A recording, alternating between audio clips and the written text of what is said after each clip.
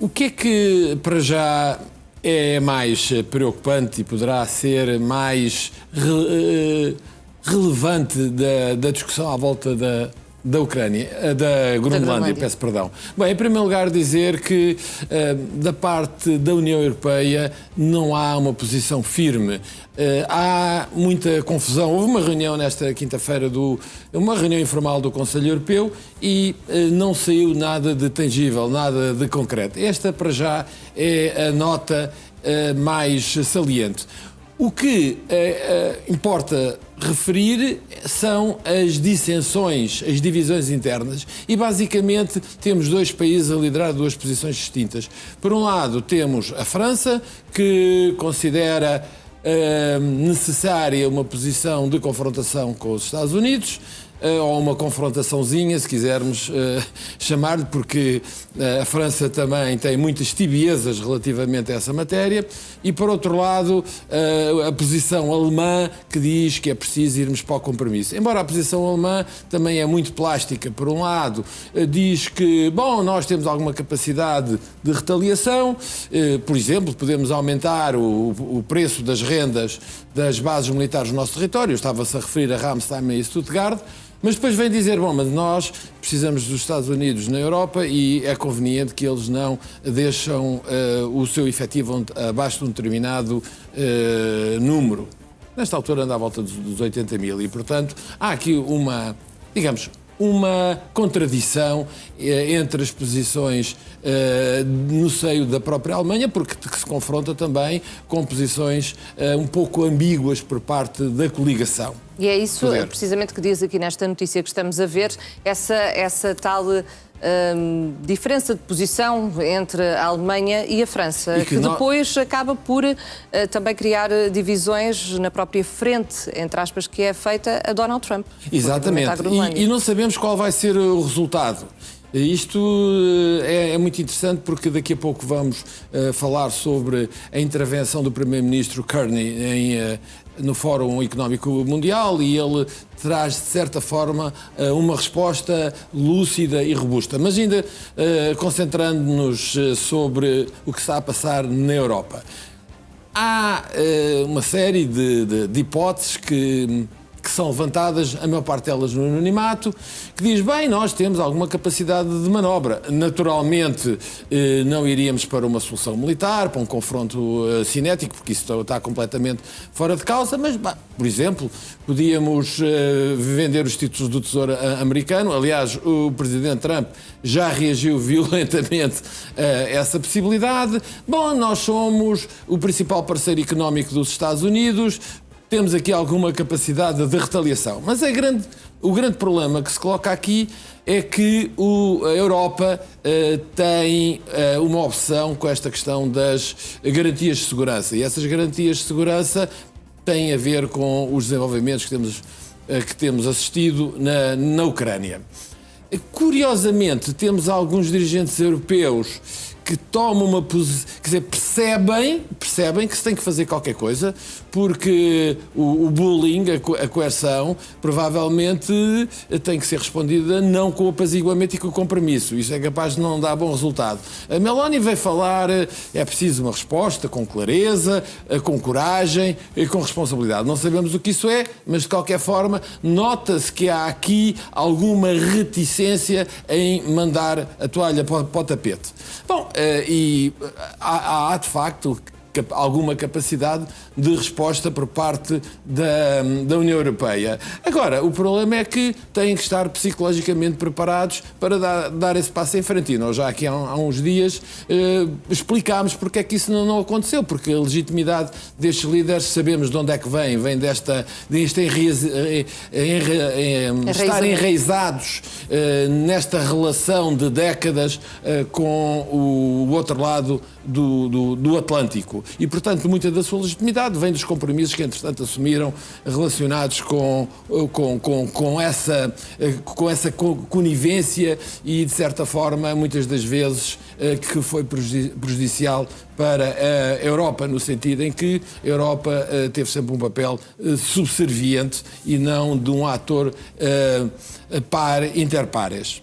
Bom, Portanto, a grande questão que se coloca nesta altura é perceber se a Europa tem coragem para dar este passo em frente, e falamos de se afirmar, utilizando os recursos que tem à sua disposição, e que eu já disse que são vários, não é? Nomeadamente... Para salvar a Groenlândia, como estamos a ver também aqui nesta notícia do Político. Bom, exatamente, esta é a resposta a esta pergunta que aqui está, nesta imagem, diz tudo, não é? Portanto, são opções estratégicas que a Europa tem que fazer. Vai alinhar com o Trump ou vai tomar o seu caminho? Esta é que é a questão de fundo, que nós não temos resposta neste momento. Eu reitero, uma coisa que já disse e que me parece crucial nesta matéria, é que a Europa continua muito condicionada com a necessidade de garantias de segurança à Ucrânia e que precisa dos Estados Unidos, ou pelo menos pensa que precisa dos Estados Unidos para poder sobreviver. Isto é uma coisa, seria um debate também extremamente interessante. Eu recordo, por exemplo, as declarações do Presidente da Finlândia, também no Fórum Económico Mundial, que lhe perguntaram se a Europa tinha capacidade militar para fazer face à Rússia. E ele disse indiscutivelmente que sim. Passado 11 minutos, disse, bem, eu não disse isso, não é? Portanto, tudo isto são elementos que revelam até que ponto estas pessoas que estão à frente dos nossos destinos são consistentes e, de facto, têm um discurso robusto. Portanto, o que me parece é que a Europa não está preparada para dar esse passo em frente, mas já estou como a outra. Enquanto há vida, há esperança, e veremos se internamente as elites conseguem encontrar uma solução que não seja o caminho da subserviência. Aliás, nós abordaremos um pouco mais à frente, mas eu recordo também uma intervenção do Primeiro-Ministro Bart Wever neste Fórum Económico Mundial, que veio dizer, passadas tantas linhas vermelhas, e estas linhas vermelhas referem-se em particular ao que tem sido o comportamento do Presidente Trump, nós corremos o risco de passar de uma subserviência que nos foi útil, fomos subservientes felizes, para uma situação de escravos miserável. E, portanto, o que está aqui em causa, em última análise, na política, é a dignidade. Portanto, perante... E quando há esses retrocessos no discurso, não é? Exatamente. Uma tomada de posição e depois logo a seguir um retrocesso, acaba por se fragilizar, não é? Essa capacidade de fazer frente, neste caso, a Donald Trump.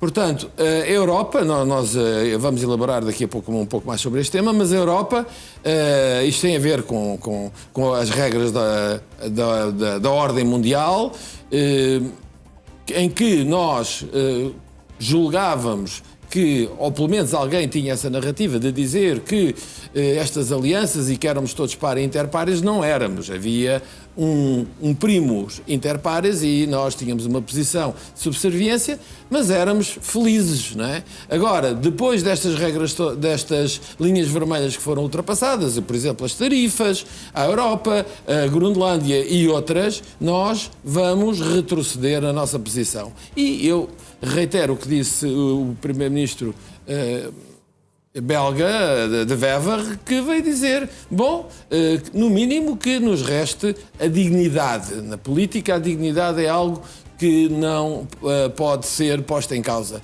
Eu não percebo muito bem o que é que ele quer dizer com isto, foi enigmático, mas provavelmente quer dizer que se continuarmos neste caminho, ou seja, nestas indecisões e nesta confusão, o futuro não será promissor. Mas, Jorge General, e olhando ainda para a Groenlândia, há aqui uma espécie de negociação bizarra entre Donald Trump e Mark Rutte. Exatamente.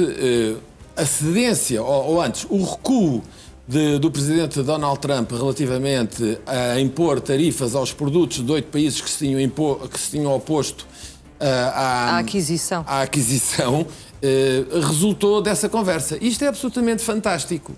Eu nunca tinha visto um acontecimento desta natureza, que é o secretário-geral da NATO negociar a soberania de um Estado-membro sem ouvir o Estado-membro, sem o Estado-membro dizer o que é que pretende, sem ouvir a sua opinião, e mais, faz isto de uma forma autocrática, porque o secretário-geral da NATO, como os secretários-gerais de outras organizações, eles têm que exprimir as posições que resultam de decisões dessas organizações, que eu tenha conhecimento e alguém que me corrija, se houve alguma reunião do NAC, do North Atlantic Council, que empoderou o Sr. Mark Rutte a ir negociar em nome da Dinamarca a sua soberania. Os dinamarqueses já disseram que não foram ouvidos, mas isto é absolutamente fantástico. Como é que é possível uma coisa destas acontecer? E mais, como é que a União Europeia se demite de um caso destes? Eu digo-lhe, eu nunca tinha visto coisa tão degradante como a que assistimos naquela reunião. Bom, resumindo e concluindo, terá havido a concessão não de todo o território da Groenlândia, mas o acordo será em algumas bolsas. E, portanto, nessas bolsas territoriais iria haver uma soberania norte-americana. Não sei onde é que isto vai dar, mas o que é um facto é que há situações semelhantes. Esta questão já vamos discutir, porque prende-se com um aspecto absolutamente fantástico, que é a questão psicológica. Houve uma entrevista que fizeram ao Presidente Trump e perguntaram-lhe exatamente se isto era psicologicamente importante para ele ou para os Estados Unidos. Pronto, e ele disse que isto é efetivamente muito importante psicologicamente para mim. Isto mereceria também uma conversa mais prolongada, mas eu vou já saltar para o tema a seguir, da importância geoestratégica da Groenlândia, que isso para mim é que é a questão crucial. Portanto, o que nós estamos a assistir aqui, portanto, são algumas bolsas no território da Groenlândia e é algo que nós não sabemos exatamente o que é. Há quem diga que é uma situação que se aproxima daquela de Chipre, em que os ingleses também, fazendo algo parecido com o que o Presidente Trump está a tentar fazer agora, nos locais onde tem as suas bases militares em Chipre, é a soberania inglesa. Mas há mais outros casos. Portanto, esta questão ainda precisa de ser clarificada. Mas, voltando à questão crucial, e esta aqui, para mim, é aquela que pode ser, de facto, dramática. Em que sentido? O Presidente Trump fala numa cúpula dourada, uma cúpula que vai ficar um sistema de defesa antibalístico na Groenlândia. A questão que se coloca aqui é: vai manter exclusivamente sistemas de radar, de alerta precoce, ou vai querer fazer mais qualquer coisa? É que, quando eu digo fazer mais qualquer coisa, é instalar mísseis antibalísticos ou outro tipo de defesa que vai para além do sistema de alerta precoce. E se o fizer, no fundo está a fazer a mesma coisa que fez na Roménia e na Polónia. Aliás, um dos grandes motivos que nós temos esta confusão toda na Ucrânia é exatamente porque os Estados Unidos colocaram mísseis na Roménia e na Polónia que atingem Moscovo e Leningrado, ou São Petersburgo, peço perdão, Leningrado era antigamente, embora a província mantenha o nome de Leningrado, a cidade, a capital é que mudou o nome para São Petersburgo, que se encontra a 7 minutos de uma das cidades e 8 ou 9 minutos de outra, se efetivamente existir um lançamento a partir dessas localizações. Ou seja, a Rússia não vai permitir,